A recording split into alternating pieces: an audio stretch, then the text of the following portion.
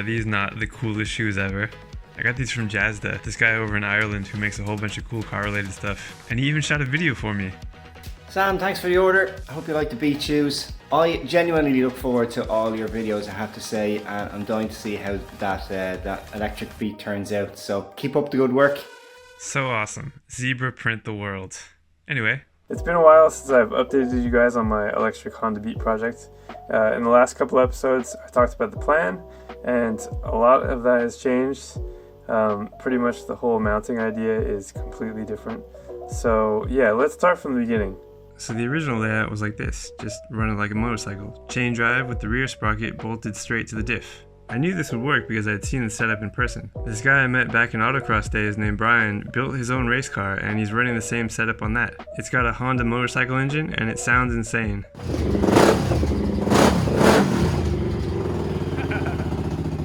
He showed me how he built his own diff housing by bolting metal rings together and packing it full of grease. Pretty crazy that there's people just building race cars out in their sheds.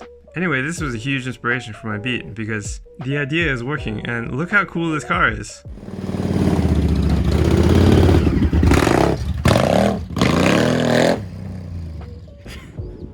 So cool. So freaking cool.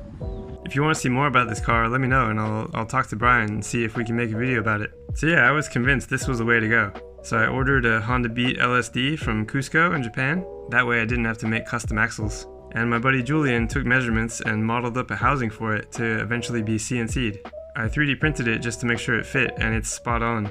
The reason for doing it this way is that it would be as light as possible. You know, no huge gearbox, no heavy diff housing, and it would take up barely any room since I don't have much to work with. I know it looks like a lot of space in there, but this car is half the size you'd think it is. So I had my plan, I modeled up a rough mounting structure idea, and now was the time to take the car to a shop and have an engineer look at it to see if I was on the right path.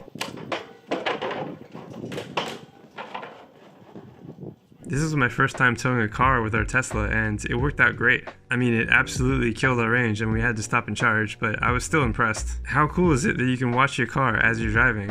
It's even down here too, there's a little CG model of it. So the shop we went to was Tunley Engineering in Paraparaumu, and I talked to Jay, who specializes in hot rodding stuff. Like, these guys are known for putting big V8s into drift cars, so this seemed right up their alley. Even though it's electric, it's still kind of hot rodding, you know? I'm doubling the horsepower and tripling the torque, so he was excited about it. I pitched the whole chain and sprocket idea to Jay, and right away he's like, you don't want to do that. Because first of all, it's messy. Anytime you want to lube the chain, you gotta crawl into the car. I could get a Scott Oiler system that just automatically lubes the chain, but then you still have lube just flying everywhere and it just makes a mess. Then you need to engineer some kind of way to adjust the tension of the chain, which is like, it's possible. You know, Bryan did it on his race car, but it's still overcomplicating things and I'd have to crawl into the car to adjust the tension and I don't want to do that. This car is too low. So all that is really annoying, but most importantly, the certifier isn't going to like it. It's not going to look pretty or like factory, if that makes sense. He's going to want to see a sealed unit. And so Jay suggested going with a factory rear diff from a car like an MX-5. That way all the parts are professionally made, it's all connected and sealed, and so like all the lube and stuff is on the inside and not being thrown around making a mess, and I don't have to crawl into the car. So it made sense. As luck would have it, my buddy Simon had an MX-5 diff, so I 3D scanned it to see if it would fit. Simon's diff has aftermarket gearing in it, so the ratio is 5.38 to 1, and that's basically as high as you can go with MX-5s. For reference, Tesla gear ratios are 7.56 to 1, and Nissan Leafs are 8.2 to 1, so I wanted something high like that.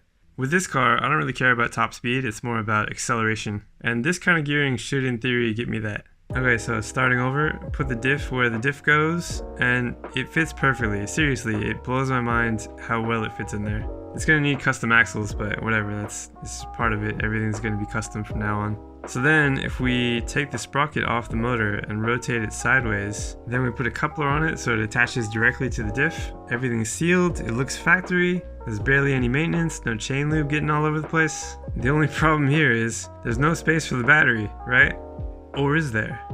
Jay said since the car's from 1994, we can cut stuff, we can weld stuff, we can basically do whatever we want. So to take the trunk out, this space was pretty useless, and I was going to move the 12-volt battery up front anyway. And so now, the big Energica battery fits perfectly right in that space. It can sit right above the rear wheels. I know that's a lot of heavy stuff in the back, like further than it was originally, but hey, if it works for Porsche, it works for me. There are some benefits with having the weight further back, like better weight shift when you're braking, and this would also help with the lack of power steering. It should feel really light and nimble up front.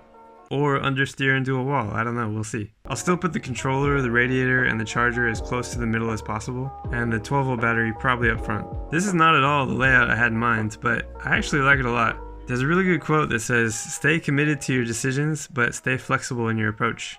This car will be Energica powered one way or the other. Really, I just had to get an engineer to look at the car and just say like, yes, it's possible, but we have to do it this way instead.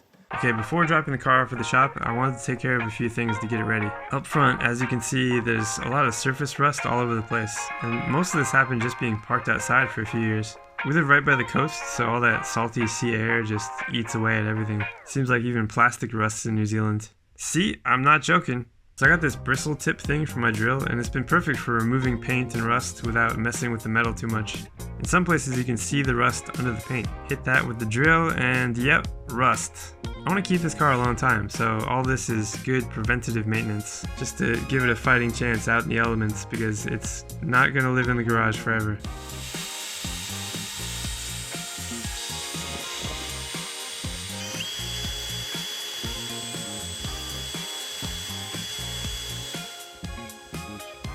I really didn't do any of this stuff in order. I was just thinking, okay, get rid of the rust in this little area and then put rust guard primer on it. But then you find more rust and you're like, okay, well I need to remove the wiring here. And then you find some more rust and you end up taking off the windshield wipers and this cowl up here. But hey, I'm on a mission. No rust left behind. I only got to do this for a few hours each night after work. But you know, chip away at it as you can, and eventually the whole front of the car was rust free and protected. There's this really awesome paint shop about 20 minutes away called Total Body Shop Supplies, and you can order custom paint online if you know the paint code. My car is painted Honda Everglade Green, code G80M, and they matched it perfectly. Really, it could have been any color. I was actually thinking about doing it black under here because nobody's ever going to open the hood, but I just wanted to keep it matching. I mean, it's not going to be a show car, that's not the goal of this at all, but I still want it to look nice. So yeah, eventually I'll have the whole car sprayed professionally, but just this inside area I figured I'd do myself. The old rattle can was good enough. As a final touch, I 3D printed some dust caps for the strut towers. Props to Jeremy Ashinghurst for modeling these and putting them online for free. So I printed the normal one, but then I realized that the coilovers I have are a lot shorter than the BC Racing ones. So I tweaked the model a bit so it's a little shorter. Looks pretty cool and should keep out the water so this stuff stops rusting. Originally I painted them black, but what do you guys think? Should I color match them? Should they be green too? That might be pretty cool. So one last thing I had to do to tie up loose ends was to sort out the brake reservoir. If you remember, like, I don't know how many episodes ago, I was using classic Volkswagen outlets and this remote reservoir, but the hoses were so strong that they snapped the 3D printed bracket I made. So instead I found a factory remote reservoir that fit. This one's from a Honda Accord. It even says Honda on it.